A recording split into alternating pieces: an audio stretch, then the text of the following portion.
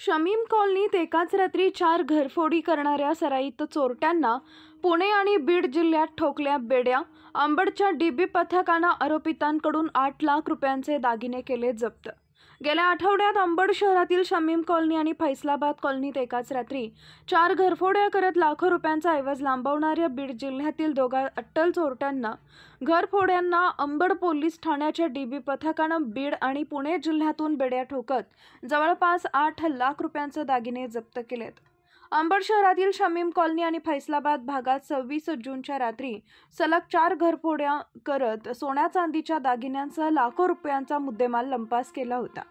या प्रकरणात गुन्हा दाखल झाल्यानंतर वरिष्ठांच्या मार्गदर्शनाखाली डीबी पथकानं तपासाची चक्रे फिरवत बीड येथून शेख अशफाक शेख आसिफ वय वर्ष 45 राहणार मोहम्मदिया कॉलनी बार्शी नाका बीड यास उचलले.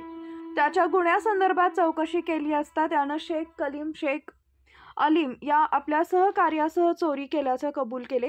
पोलिसांनी आसिफ यास बीड तर कलीम यास पुण्यातून जेरबंद करत या दोघांकडून 8,20,000 रुपयांचे सोन्या चांदीचे दागिने जप्त केले.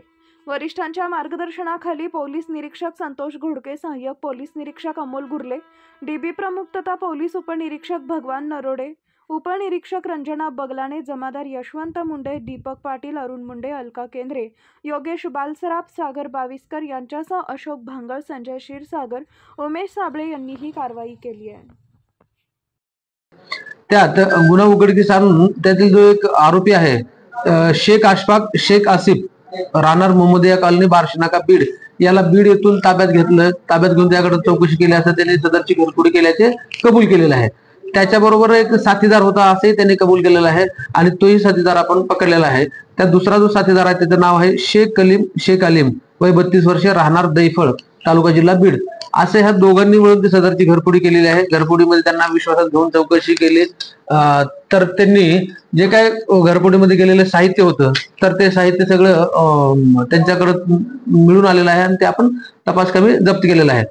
त्यामध्ये 3 तोळे वजनाचे एक सोन्याचा राणी हार आहे, 3 तोळे वजनाचे गोट, 1.5 तोळे वजनाचे कानातील झुंबर, त्यानंतर 3 सोन्याच्या अंगठ्या आहेत, पायातील चांदीचे पैजण, चांदीच्या अंगठ्या, असा एकूण 8,20,000 रुपये किमतीचा मुद्देमाल आपण त्यांच्याकडून जप्त केलेला आहे.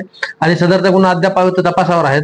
तर यामध्ये आणखी कोणी इतर आरोपी आहेत का किंवा इतरांचा काही सहभाग आहे का हे पण त्यामध्ये तपास करणं चालू आहे.